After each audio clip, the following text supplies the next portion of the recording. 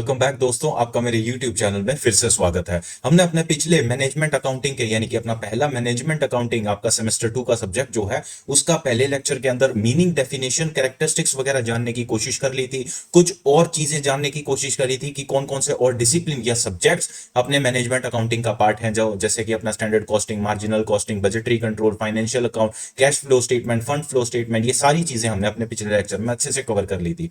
आज हम अपने उसी टॉपिक को आगे बढ़ाते हैं और देखते हैं कि मैनेजमेंट अकाउंटिंग का स्कोप क्या रहेगा, यानी कितना एरिया है जो मैनेजमेंट अकाउंटिंग का सब्जेक्ट अपने आप में कवर करता है। तो आइए देखते हैं क्या क्या चीजें हैं। तो सबसे पहले वही चीजें हैं, फाइनेंशियल अकाउंटिंग कवर कर लेता है। तो अपने मीनिंग में हमने सबसे पहले क्या चीज देखी थी कि हमें कहां कहां से इंफॉर्मेशन मिलेंगी, वो कहां से मिलनी थी, फाइनेंशियल अकाउंटिंग से, कॉस्ट अकाउंटिंग से, टैक्स अकाउंटिंग से, ह्यूमन रिसोर्स अकाउंटिंग से, फोरेंसिक अकाउंटिंग से। ये सारी चीजें हमें क्या करती हैं, इंफॉर्मेशन प्रोवाइड करती हैं, जिनके बेसिस पे हम क्या करते हैं, मैनेजमेंट डिसीजंस लेते हैं। तो वही इसका स्कोप का पार्ट बन जाते हैं। ये बोल रहे हैं कि कहां से उसका स्कोप जो है वो कितना फैला हुआ है। तो सबसे पहले इसके अंदर कौन कौन सी चीजें आ जाती हैं, फाइनेंशियल अकाउंटिंग आ जाती है, जिसके अंदर क्या होता है, identifying, recording, classifying, summarising, analysing. तो ये आप अपने फाइनेंशियल अकाउंट्स के सब्जेक्ट में अच्छे से पढ़ के आए हैं फर्स्ट सेमेस्टर के अंदर कि अकाउंटिंग क्या है, एक प्रोसेस है क्या करने का। आइडेंटिफाई करो किसको, फाइनेंशियल नेचर की ट्रांजैक्शंस को, उनको रिकॉर्ड करो किसके अंदर, अपनी जर्नल्स के अंदर। उन जर्नल से फिर उनको क्लासिफाई करो किसके अंदर, लेजर्स के अंदर। लेजर्स के बाद वो पोस्ट कहां होते हैं, ट्रायल बैलेंस में, जिसको समराइजिंग बोलते हैं। एनालाइज कहां होते हैं, फाइनेंशियल स्टेटमेंट्स में, यानी कि आपके statement of affairs, profit and loss, balance sheet वगैरह, और उनको फिर इंटरप्रेट किया जाता है आपके स्टेक होल्डर्स को। उसके बाद आते हैं कॉस्ट अकाउंटिंग, जिसके अंदर हम अलग अलग टेक्निक्स को यूज करते हैं, किसके लिए, अपने प्रोडक्ट की कॉस्ट को डिटरमाइन करने के लिए, या उस प्रोडक्ट के ऊपर जितनी कॉस्ट लगी है वो फैक्टर ऑफ प्रोडक्शन की हो, डायरेक्ट लेबर है, डायरेक्ट मटेरियल है, ओवर फैक्ट्री ओवरहेड है, एडमिनिस्ट्रेशन और एक्सपेंसेस है, सेलिंग एंड डिस्ट्रीब्यूशन एक्सपेंसेस है। इस तरह से कॉस्ट शीट के माध्यम से और different standard costing, marginal costing, material cost, labour cost, इन सभी चीजों को इकट्ठा करके हम क्या करते हैं, कॉस्ट अकाउंटिंग करते हैं। फिर आते हैं मैनेजमेंट रिपोर्टिंग सिस्टम के ऊपर। इसके अंदर क्या किया जाता है, कुछ सिस्टम अप्लाई किया जाता है, जिससे क्या होता है, मैनेजमेंट के जो है डे टू डे जो भी काम हो रहा है, कुछ भी रिपोर्टिंग वगैरह है वो की जा सकती है। जो भी प्रोसेसेस एक दिन भर के अंदर एम्प्लॉइज कर रहे हैं, वर्कर्स कर रहे हैं, मैनेजमेंट कर रही है, कुछ भी हो रहा है, तो उसका जो है अच्छा खासा यहाँ पर लेखा जोखा आपको मिल जाता है। फिर आते हैं टैक्स अकाउंटिंग के ऊपर कि इसके अंदर टैक्स लायबिलिटीज कैलकुलेट करनी है। देखिए, आप इनकम कमाते हैं तो आपको इनकम टैक्स पे करना पड़ता है, तो वो चीज आपको एक बार, क्योंकि टैक्सेशन से रिलेटेड प्रोविजंस बनाने पड़ते हैं। जैसे अपना प्रिंसिपल ऑफ प्रूडेंस होता था कि आप जो है अपने लॉसेस के पहले ही प्रोविजन बना लीजिए, ताकि जब वो लॉस इनकर हो एक्चुअली में आपको एकदम से जो है शॉक ना लगे। तो वही चीजें हैं, आप पहले से प्रोविजन बना लेते हैं किन चीजों का, डेप्रिसिएशन का, टैक्सेशन का। तो टैक्सेशन से रिलेटेड जितनी भी अकाउंटिंग है वो कहां की जाती है, टैक्स अकाउंटिंग में। फिर आते हैं ह्यूमन रिसोर्स अकाउंटिंग। तो हमने अपने पहले सेमेस्टर 1 में ASFR का सब्जेक्ट था, उसके अंदर ह्यूमन रिसोर्स अकाउंटिंग पढ़ा था अच्छे से, उसके मॉडल करे थे, थ्योरीज वगैरह करी थी। तो उससे हमें पता चल गया था कि ह्यूमन रिसोर्स को एक एक्सपेंस ना मान के क्या माना जाता है, एक कैपिटल रिसोर्स माना जाता है, कैपिटल एसेट माना जाता है। तो उस हिसाब से अकाउंटिंग कहां की जाती है, ह्यूमन रिसोर्स अकाउंटिंग के अंदर। फिर क्या आते हैं, फाइनेंशियल एनालिसिस आ जाता है, जिसके अंदर आप अपने क्या करते हो, मीन मीडियन मोड निकाल देते हो, यानी कि आप स्टैटिस्टिकल एनालिसिस कर लेते हो, सेंट्रल टेंडेंसी से वेरिएंस कैलकुलेट कर लेते हो, CAGR कैलकुलेट कर लेते हो, रेशियोज कैलकुलेट कर लेते हो। ये सारी चीजें कहां करते हो, फाइनेंशियल एनालिसिस के अंदर। तो फाइनेंशियल एनालिसिस में आप स्टैटिस्टिक्स को भी इन्वॉल्व कर रहे हो, तो ये भी एक आप स्कोप वहां पर लिख सकते हो। फिर इंटरप्रिटेशन आ जाता है। उसके बाद इन सब चीजों को क्या करते हैं, इंटरप्रेट करते हैं। इंटरप्रिटेशन सिमिलर फंक्शन है जैसे अपने फाइनेंशियल अकाउंटिंग में हम पढ़ के आए हैं कि एक बार सारी चीज एक बार मेंटेन कर ली, क्या कर लिया, रिकॉर्ड कर लिया, एनालाइज कर लिया, आइडेंटिफाई कर लिया, वो सब करने के बाद क्या करते हैं, ये सारे रिजल्ट्स को कहां दिखाना पड़ता है, अपने स्टेक होल्डर्स को इंटरप्रेट करना पड़ता है कि इनका मतलब क्या है। क्योंकि उनको नहीं पता कि ये आपके जो बुक्स के अंदर या फाइनेंशियल अकाउंट्स के अंदर जो चीजें आ रही हैं, चाहे फाइनेंशियल अकाउंट हो, चाहे कॉस्ट अकाउंट हो, चाहे आपका टैक्स अकाउंट हो, चाहे HRA हो, इनमें जो चीजें आ रही हैं वो उनको समझाना ये भी बहुत जरूरी है। तभी तो वो अपने डिसीजंस ले पाएंगे कि उनको फर्दर इन्वेस्ट करना है या नहीं करना। वो सारी चीजें कहां आती हैं, इंटरप्रिटेशन के अंदर आती हैं। फिर आपका ऑडिट होता है, जो अपने CS वगैरह लोग करते हैं, वो क्या करते हैं, उसके अंदर आपके अकाउंट्स को इन्वेस्टिगेट करते हैं। इंटरनल ऑडिट होता है, स्टैट ऑडिट होता है, टैक्स ऑडिट होता है, इस तरह की चीजें होती हैं जहां पर वो एक एक एस्पेक्ट को, आपकी फाइनेंशियल स्टेटमेंट, फाइनेंशियल बुक्स को इंस्पेक्ट करते हैं अच्छे से, ताकि अगर कोई वहां पर गलती, मिस्टेक है तो वो आपकी बुक्स फाइनलाइज होने से पहले रेक्टिफाई की जा सके, ताकि जब आप अपनी बैलेंस शीट बना रहे हैं और वो बैलेंस शीट जो है, जब आपकी टैक्स रिपोर्ट जाती है, रिटर्न वगैरह फाइल करनी होती है, तो वहां पर आपको अपलोड करनी पड़ती है अपनी फाइनेंशियल स्टेटमेंट्स। तो वहां पर कोई गड़बड़ ना हो, कोई कैलकुलेशन में खराबी ना आ जाए, कोई टैक्स ज्यादा कम ना हो जाए, तो उससे पहले सारी मिस्टेक्स को रेक्टिफाई कर लिया जाता है। तो वो काम किससे किया जाता है? ऑडिट के द्वारा। फिर इंटरनेट प्रिंट मीडिया हो गया। अब आप देखेंगे बहुत सारी जो आपकी आजकल जितनी भी कंपनीज हैं वो कहाँ पे अपनी फाइनेंशियल स्टेटमेंट्स पब्लिश करती हैं? इंटरनेट के ऊपर। और आप अपने न्यूज़पेपर में देखेंगे, द हिंदू में देखेंगे, उसके अंदर जो है अपना जो पेज 9 है उसके ऊपर आप अच्छे से वहां पर पता चल जाता है। उसमें सारी कंपनीज की क्या आती हैं कि उसका Q2 का प्रॉफिट इतना था, उसका Q1 का प्रॉफिट इतना था, उसने पिछले 5 सालों के अंदर जो है 248% का इंक्रीज दिखाया अपना प्रॉफिट में। तो इस तरह की फाइनेंशियल आपके एनालिसिस कहाँ मिल जाएंगे? आपको न्यूज़पेपर्स वगैरह में मिल जाएंगे। सिमिलरली सोशल मीडिया पे भी अगर आप इंस्टाग्राम वगैरह पे इन चीजों को फॉलो करेंगे तो आपको वहां पर भी इस तरह के स्टैट्स जो है अच्छे से बार ग्राफ्स के द्वारा, पाई चार्ट्स के द्वारा पता चल जाते हैं कि कौन सी कंपनी किस टाइम में कितना अच्छा परफॉर्म कर रही है। तो ये सब क्या चीजें आ जाती हैं आपकी scope of management accounting. I hope आपको इतना क्लियर हो गया है। कोई डाउट आए तो प्लीज कमेंट सेक्शन में पूछ लीजिएगा। उसके बाद आते हैं अपनी अगली स्लाइड के ऊपर। स्कोप ऑफ मैनेजमेंट अकाउंटिंग है, ये उसी को समराइज किया गया है। आप देखेंगे फाइनेंशियल अकाउंटिंग है, कॉस्ट है, फोरकास्टिंग एंड बजटिंग है, मैनेजमेंट रिपोर्टिंग है, स्टैटिस्टिकल टूल है, हमने पढ़े। मीन मीडियन मोड कहां से आते हैं? स्टैटिस्टिकल टूल से आते हैं। फाइनेंशियल इंटरप्रिटेशन हो गया, control, tax, accounting, office services, internal audits वगैरह। ये सारे क्या बन जाते हैं? आपके स्कोप ऑफ मैनेजमेंट अकाउंटिंग। उसके बाद अपनी अगली स्लाइड के ऊपर आते हैं। ये कुछ डिफरेंसेस दे रखे हैं जो आपके एग्जाम पॉइंट ऑफ व्यू के लिए बहुत ज्यादा इंपॉर्टेंट है, बहुत रेलिवेंट है। ये आपके लगभग जो है हर ऑल्टरनेट ईयर के अंदर ये चीजें पूछी गई हैं। तो आप उस हिसाब से देख लीजिएगा कि अगर आपके पिछली बार ये नहीं पूछे गए तो आप इनको इस बार वैसे पढ़ लीजिएगा, ना भी पूछे जाए तो भी कोई बात नहीं है, क्योंकि इनसे आपको क्लैरिटी भी मिल जाती है पॉइंट्स लिखने की। तो सबसे पहले फाइनेंशियल अकाउंटिंग है, उसको किससे डिफरेंशिएट करने की बात की गई है? मैनेजमेंट अकाउंटिंग से, जो हमारा अब का सब्जेक्ट है। उसके अंदर देखेंगे फाइनेंशियल। अब आप देख रहे हैं कि जब मैनेजमेंट अकाउंटिंग हम पढ़ रहे हैं तो स्लाइड 1 यानी कि मीनिंग वाली स्लाइड से लेकर अब तक हमने यही पढ़ा है कि फाइनेंशियल अकाउंटिंग किसका पार्ट है? मैनेजमेंट अकाउंटिंग का। तो यहां पर पहला पॉइंट एक यही हो जाता है कि it adopts the backward looking approach, focuses on past event and activity. तो फाइनेंशियल अकाउंटिंग में हम क्या करते हैं? जब हम बुक्स मेंटेन करते हैं, जर्नल एंट्री करते हैं, तो वो किन की करते हैं? उन्हीं की करते हैं ना जो हो चुका होता है। मान लीजिए मैंने एक खर्चा कर दिया तो मैं उस खर्चे की एंट्री अपनी बुक्स में दिखा दूंगा। उसके हिसाब से अगर मैंने कोई एसेट परचेज किया तो एसेट अकाउंट को डेबिट किया जाएगा, और जिसके थ्रू परचेज किया, जैसे कैश दिया है तो या क्रेडिट दिया है तो उसको क्रेडिट वगैरह किया जाएगा। तो वो पास्ट इवेंट्स को जो है ज्यादा फोकस करता है। लेकिन मैनेजमेंट अकाउंटिंग उन पास्ट इंफॉर्मेशन को एक जगह पर इकट्ठा करके, हमने पढ़ा ना सेलेक्टिव इन नेचर, और ये सारे सब्जेक्ट्स इसका पार्ट है। तो उससे क्या मतलब हुआ कि वो सारी जो पास्ट रिकॉर्ड्स हैं उनको एक जगह इकट्ठा करेंगे, रेलिवेंट इंफॉर्मेशन, और उनके बेसिस पे क्या करेंगे? फ्यूचर को इंटरप्रेट करेंगे, फ्यूचर को प्रिडिक्ट करेंगे, फोरकास्ट करेंगे, वो चीजें। Here the information are intended to assist outside users such as shareholder वगैरह। Here information are meant for insiders। तो insiders के लिए होती है, मैनेजमेंट हो गए, ओनर्स हो गए, ओनर्स में कौन आ जाते हैं? आपके इक्विटी शेयर होल्डर्स वगैरह, वो सब।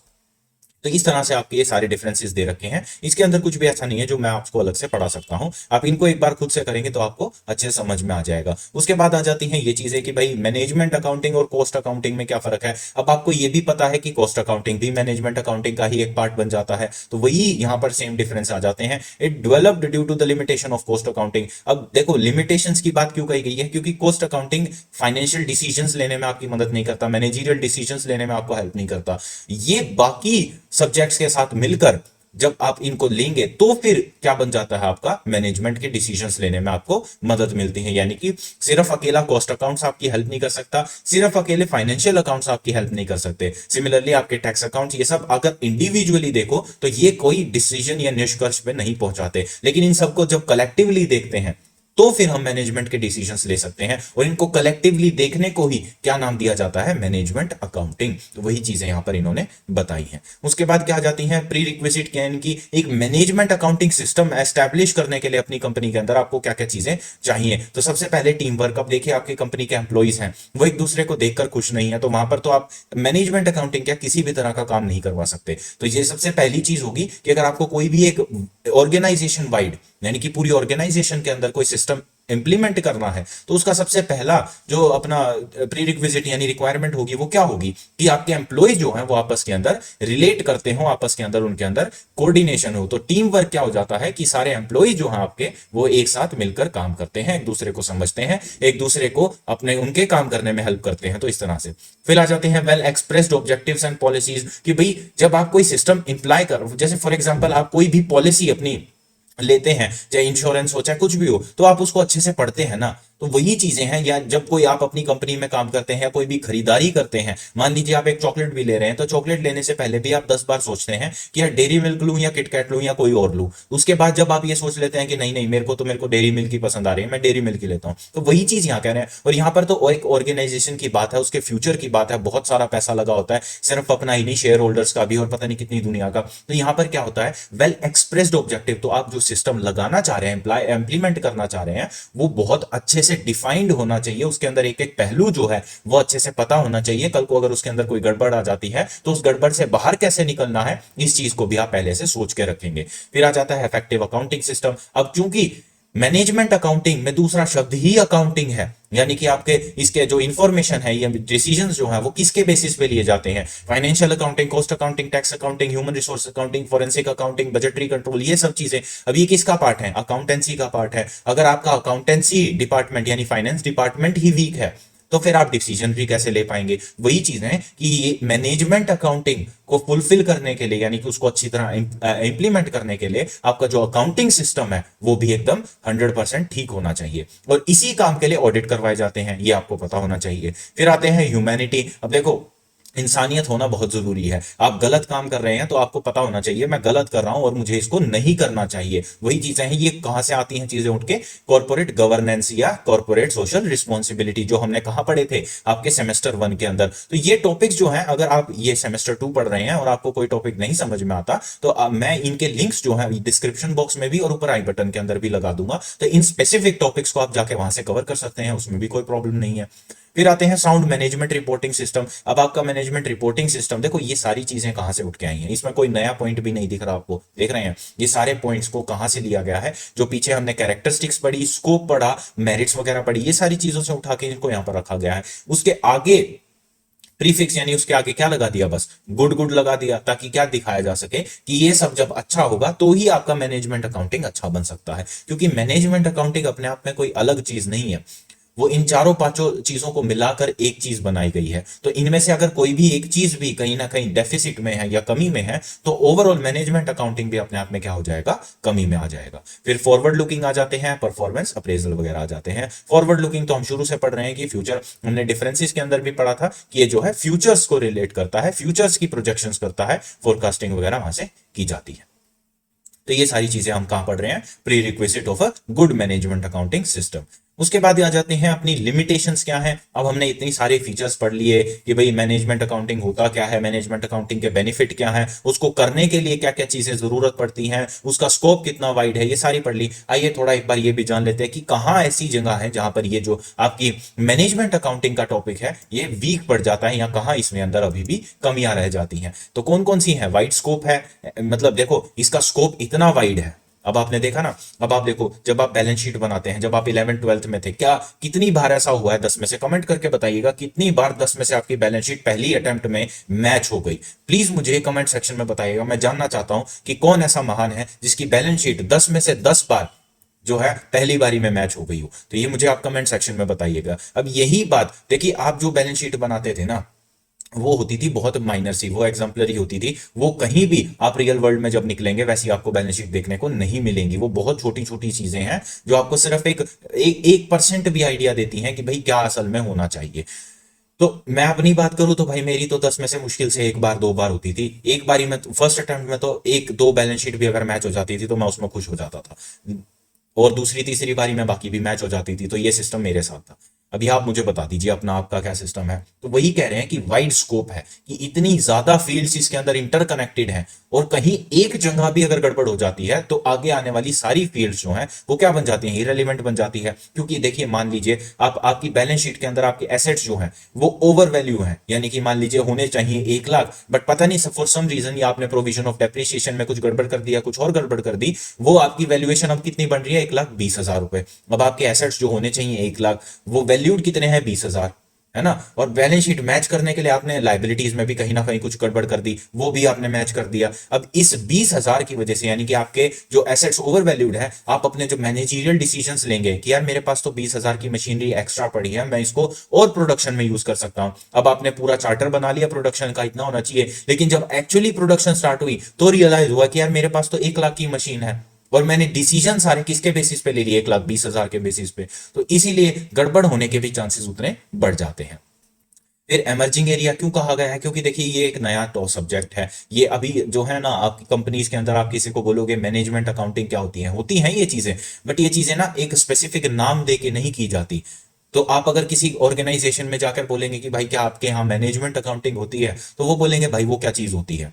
तो वही चीजें हैं कि ये अभी उतनी ज्यादा प्रोग्रेसिव में नहीं आ पाई हैं, उतनी ज्यादा नाम नहीं हो पाया। आप किसी को जाकर बोलिए कि आप बैलेंस शीट बनाते हैं, वो आपको बता देगा बहुत आराम से, हाँ भाई बैलेंस शीट बनती है। आप बोलो उसको जाके कि आप अपनी कॉस्ट शीट बनाते हैं, वो बताएगा हाँ भाई कॉस्ट शीट भी बनती है। आप उसको बोलो जाके कि आप टैक्स की अकाउंटिंग करते हो, वो भी बताएगा कि हाँ भाई टैक्स की अकाउंट। लेकिन आप उसको बोलो कि आप मैनेजमेंट अकाउंटिंग करते हो, वो कहेगा वो क्या होता है। तो इस तरह की चीजें हैं कि ये अभी उतना ज्यादा प्रचलन में नहीं आया, उतना ज्यादा पब्लिक नहीं हुआ है। फिर आता है चेंज इन दी ऑर्गेनाइजेशन। अब देखो मैनेजमेंट अकाउंटिंग करने के लिए ना एक स्पेसिफिक बंदा, एक स्पेशल बंदा चाहिए होता है, जिसका नाम होता है मैनेजमेंट अकाउंटेंट। जैसे फाइनेंशियल अकाउंटेंट अकाउंटिंग करने के लिए कौन चाहिए, चार्टर्ड अकाउंटेंट। कॉस्ट अकाउंटिंग करने के लिए कौन चाहिए, कॉस्ट अकाउंटेंट। आपको टैक्स अकाउंटिंग करने के लिए कौन चाहिए, सीएसीएस कोई भी कर सकता है, सीएसीडब्ल्यू जो कॉस्ट अकाउंटिंग्स वगैरह होते हैं वो कर लेते हैं, उसमें कोई अलग से, या आप टैक्स प्रोफेशनल्स अलग से भी ले सकते हो। उसके बाद ह्यूमन रिसोर्स के लिए आपको ह्यूमन रिसोर्स अकाउंटेंट चाहिए। तो आप देख रहे हो आपको जितने भी इसके अंदर फील्ड्स हैं जो इसके अंदर मर्ज हुए हैं आके, उन सब के लिए अपने अपने लेवल के प्रोफेशनल बंदे चाहिए। अब यहां पर क्या कह रहे हैं, अब ये काम करने के लिए आपको क्या ऑर्गेनाइजेशन में चेंज नहीं करना पड़ता। अगर आप मैनेजमेंट अकाउंटिंग अप्लाई करना चाहते हैं, है ना, तो आपको हर किस्म के जो है बंदे रखने पड़ेंगे, प्रोफेशनल रखने पड़ेंगे। और वो प्रोफेशनल रखने आसान नहीं होते। पहली बात मिलते नहीं है, दूसरी बात मिलते हैं तो वो सस्ते नहीं होते हैं। इसलिए दूसरा पॉइंट नीचे क्या लिखा है, एक्सपेंसिव भी है। एक चार्टर्ड अकाउंटेंट बहुत आराम से जो है, अगर मान लो आपकी फर्म ठीक ठाक भी है तो भी कम से कम 10-15 लाख का पैकेज वो आपका इनिशियली लेगा ही लेगा। इतना तो स्टैंडर्ड पैकेज चल रहे हैं आजकल। तो वही चीज है, एक आदमी 10 से 15 लाख का काम सिर्फ फाइनेंशियल अकाउंटिंग कर रहा है। फिर ऐसे ही कॉस्ट अकाउंटेंट रखना पड़ेगा 10 से 15 लाख के अंदर। ऐसे ही कंपनी सेक्रेटरी रखना पड़ेगा रिपोर्टिंग सिस्टम के लिए। ऐसे ही आपको टैक्स अकाउंटेंट रखना पड़ेगा। आप देख रहे हैं आपका एक्सपेंडिचर ऐसे कैसे बढ़ता जा रहा है, सिर्फ क्या करने के लिए, मैनेजमेंट अकाउंटिंग करने के लिए। तो इस तरह से ये चीजें बढ़ जाती हैं और इनके साथ आपकी ऑर्गेनाइजेशन के अंदर चेंज आता है। क्यों, आपके एक्सपेंसेस बढ़ रहे हैं, आपके एम्प्लॉइज जो है वो बढ़ते जा रहे हैं। तो इस तरह से, और क्योंकि अब वो एम्प्लॉइज आ रहे हैं, वो प्रोफेशनल हैं, तो कहीं ना कहीं आपको जो पहले प्रोफेशनल्स थे जो वही काम कर रहे थे उनको रिप्लेस करना पड़ेगा या उनको डिमोट करना पड़ेगा, उनके ऊपर ये आके काम करेंगे। तो उनके अंदर भी किसी ना किसी तरह की डिमोटिवेशन आ जाती है। तो ये सारी चीजें फैक्टर्स जो है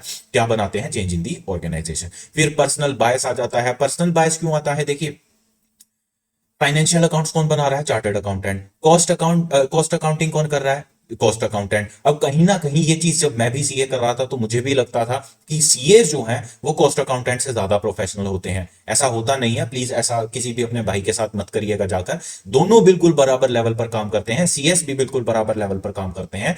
लेकिन पता नहीं क्यों इस तरह की भावना है जो है अपने लोगों के अंदर, कि जो चार्टर्ड अकाउंटेंट्स हैं वो इन सभी जो सी प्रोफेशन है, सीए हो गया, सीडब्ल्यूए हो गया, सीएमए हो गया, सीएस हो गया, इन सब के अंदर सबसे सुपीरियर है। जबकि ऐसा कुछ होता नहीं है, बट ऐसा माना जाता है। ऐसा बोलने में सुनाई में आपको देगा कि सीएस जो है वो बेस्ट माने जाते हैं क्योंकि वो इन सब का भी काम कर सकते हैं। तो ऐसी ऐसी चीजें जो है आपको सुनने को मिलेंगी। तो इस तरह से ना पर्सनल बायस आता है। क्यों, सीए अपनी फाइनेंशियल बुक्स अपने हिसाब से बनाएगा और कॉस्ट अकाउंट्स जो कॉस्ट बुक्स है वो अपने हिसाब से बनाएगा। और इन दोनों के अंदर डिफरेंस आना बिल्कुल निश्चित है। ये इनएविटेबल चीज है कि फाइनेंशियल बुक्स कॉस्ट बुक्स कभी मैच नहीं होती, इसीलिए रिकंसिलिएशन की जाती है ना। आपने कॉस्ट अकाउंटिंग्स में पढ़ा होगा reconciliation of financial accounts with cost accounts. वो स्पेसिफिकली इसलिए किया जाता है क्योंकि कॉस्ट अकाउंट्स के अंदर चीजें किसी और हिसाब से काम करती हैं, फाइनेंशियल अकाउंट्स में चीजें किसी और हिसाब से काम करती हैं, और टैक्स अकाउंट्स में चीजें बिल्कुल ही किसी, अब जैसे अपनी जो इंडियन जो टैक्स है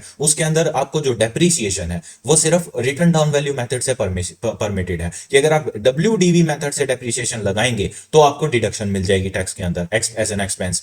लेकिन कंपनीज एक्ट में ऐसी कोई रिस्ट्रिक्शन नहीं है। आप चाहे स्ट्रेट लाइन से लगाओ, चाहे डब्ल्यूडीवी से लगाओ, चाहे वेटेड एवरेज से लगाओ, जैसे मर्जी आपको लगाना है आप डेप्रीसिएशन लगाओ। कॉस्ट अकाउंट में कोई और ही तीसरा मेथड चल रहा है। अब देख रहे हो 3 अलग अलग फील्ड, पर्पस एक ही है, क्या करना, मैनेजमेंट अकाउंटिंग करना, लेकिन तीनों की कैलकुलेशन क्या है, बिल्कुल अलग है एक दूसरे से। तो यहां पर क्या आ जाते हैं, डिफरेंसेस आ जाते हैं। इनको लेकर क्या हो जाता है, पर्सनल बायस आ जाता है आपस के अंदर। किसी ये बोलेगा कि भाई मेरे अकाउंट सबसे सुपीरियर है, तुम अपने मेरे को देख के ठीक करो। उधर कॉस्ट अकाउंटेंट बोलेगा क्यों भाई, मेरे में क्या कमी है, मेरे ठीक है, मैंने भी उतनी मेहनत करी है जितनी तूने करी है, मैं क्यों तेरे को देख के मैच करूं, तू मेरे से देख के मैच कर ले। और वो टैक्स अकाउंट और बड़ा गुरु निकलता है इनका, वो कुछ और ही बोल रहा होता है। तो ये चीजें हैं वो। उसके बाद है not a substitute to management. अब मैनेजमेंट अकाउंटिंग ना आपने पहले पढ़ा था ना इसके मीनिंग डेफिनेशन और उसके कैरेक्टरिस्टिक्स में कि it's a mean not an and, है ना, कि एक जरिया है, ये एक रास्ता है जिसके ऊपर आपके मैनेजमेंट अकाउंट या एक ऑर्गेनाइजेशन को चलना पड़ता है अच्छे रिजल्ट्स के लिए।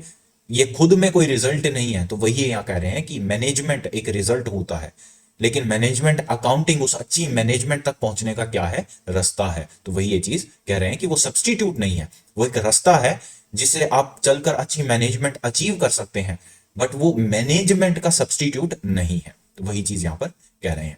उसके बाद आते हैं मैनेजमेंट अकाउंटेंट कौन होता है। मैंने आपको बताया वो बीच में ग्लिम्स दिया था कि मैनेजमेंट अकाउंटेंट वो बंदा होता है जो क्या करता है, मैनेजमेंट अकाउंटिंग करता है। यानी इन सब लोगों का, यानी सीए है जो फाइनेंशियल अकाउंटेंट्स अकाउंटिंग कर रहा है, कॉस्ट अकाउंटेंट है जो कॉस्ट अकाउंटिंग कर रहा है, टैक्स अकाउंटेंट टैक्स अकाउंटिंग कर रहा है, ऐसे ही एचआरए है। तो ये सारे लोगों से क्या करता है, अपने मतलब की इंफॉर्मेशन कलेक्ट करता है और उनको पीस बाय पीस जोड़ता है और उनसे फिर क्या करता है, इंटरप्रिटेशन देता है किसको, मैनेजमेंट को या ओनर्स को। तो वो चीज ये काम करता है। तो मैनेजमेंट अकाउंटेंट या management controller is a senior executive of an organisation and is the head of management accounting team. तो बेसिक से डेफिनेशंस हैं वो आप देख सकते हैं कि responsible for collecting information from within and outside the business organisation. तो ये सारी इंफॉर्मेशन अपने अपने अलग अलग डिपार्टमेंट से कलेक्ट करता है, उनको एक जगह इकट्ठा करता है, विच आर एनालाइज्ड फर्दर। तो वो सारी चीजें जो है हम ऑलरेडी पढ़ चुके हैं। उसके बाद क्या आते हैं फंक्शंस। ये फंक्शंस हम करेंगे। कलेक्शन ऑफ डाटा, पता चल गया कि भाई डाटा कलेक्ट करता है कहां से, फाइनेंशियल अकाउंटिंग का, कॉस्ट अकाउंटिंग का, एचआरए का। बार बार वही चीजें रिपीट की जा रही हैं। Transcribing the collected data. Transcribe करने का क्या मतलब होता है, जो डाटा कलेक्ट करा है उसको प्रेजेंटेशन उसकी अच्छी खासी बनाना। क्योंकि देखो मैनेजमेंट अकाउंटेंट ही वो बंदा होता है जो बोर्ड ऑफ डायरेक्टर्स को, आप देखते हैं ना कभी कभी आपको फोटो दिखाई देने को मिलती है कि एक बंदा है, उनको प्रोजेक्टर के ऊपर कुछ लोग बैठे हैं एक टेबल, राउंड टेबल के ऊपर, और एक बंदा वहां खड़ा होकर उनको कुछ प्रोजेक्टर स्क्रीन के ऊपर चार्ट्स वगैरह में कुछ समझा रहा है। वो कौन होता है, वो मैनेजमेंट अकाउंटेंट ही होता है ना। तो उसका काम होता है ये ट्रांसक्राइब करना, कि जो डाटा कलेक्ट करा है उसको एक अच्छी प्रेजेंटेशन फॉर्म में प्रेजेंट करना, ताकि बोर्ड ऑफ डायरेक्टर्स या जो स्टेक होल्डर्स हैं उनको समझाया जा सके चीजें कि कैसे कैसे हमारी जो कंपनी है वो ग्रो कर रही है, कौन से वीक पॉइंट है, कौन से स्ट्रॉन्ग पॉइंट है, वो सब चीजें बताएंगे। एनालाइज करना है, इंटरप्रेट करना है, प्रिपरेशन करनी है रिपोर्ट्स की, फिर शेयरिंग द रिपोर्ट। तो ये सारे फंक्शंस जो है मैं आपको समझा चुका हूं। तो आपको ऐसे पॉइंट दर पॉइंट जो है अपने एग्जाम में भी ये चीज अटेम्प्ट करके आनी है। आई होप आपको उसके अंदर कोई प्रॉब्लम नहीं है। आप फर्स्ट सेमेस्टर के एग्जाम देने के बाद ही अपने सेम 2 में आएंगे, तो वहां से मैं उम्मीद कर रहा हूं कि एटलीस्ट आपको अब एग्जाम लिखना तो अच्छे से आ गया है। आप सेमेस्टर 1 के PYQs वगैरह देख के अगर मेरे गए हैं एग्जाम्स में, तो वहां पर आपको मैंने प्रिपरेशन, जो आपकी प्रेजेंटेशन स्ट्रेटेजी है वो भी बता दी थी कि कैसे आपको एग्जाम में अपने क्वेश्चंस को प्रेजेंट करना है। तो वही चीज है, सेम यहीं पे फोकस करेंगे। तो ये चीज है आपकी मैनेजमेंट अकाउंटेंट से रिलेटेड। तो आपका जो पहला यूनिट है, क्योंकि पहले यूनिट में एक ही चैप्टर था, तो वो एक चैप्टर पूरा हो चुका है, तो उसी के साथ साथ आपकी यूनिट 1 भी पूरी हो चुकी है। तो आई होप आपको इस यूनिट के अंदर कोई खास प्रॉब्लम आई नहीं होगी। आई है तो प्लीज कमेंट सेक्शन में मेरे से पूछ लीजिएगा, मैं उसका वहां पर आपको रिप्लाई कर दूंगा। तो इस तरह से अपना जो है ये पूरा चैप्टर खत्म होता है। इसके PYQs वगैरह भी हम जैसे जैसे आगे आगे अपने सिलेबस कवर करेंगे उसके साथ साथ बीच बीच में कभी डिस्कस कर लेंगे। नहीं तो पूरा सिलेबस होने के बाद मैं एक वीडियो डाल दूंगा, जैसे सेमेस्टर 1 में करा था मैंने, और उसके अंदर आपके पिछले 3-4 साल के जो भी PYQs मेरे पास अवेलेबल हैं वो उनका एक एनालाइज वीडियो मैं डाल दूं। तो आई होप आपको ये लेक्चर पसंद आते हैं। तो अगर आते हैं तो please like share and subscribe जरूर करके जाइएगा, तो मुझे मोटिवेशन मिलती है ताकि मैं आपके लिए ऐसा कंटेंट रेगुलरली पोस्ट करता रहूं। तो मिलते हैं अपने अगले लेक्चर में, तब तक ध्यान रखिए। धन्यवाद।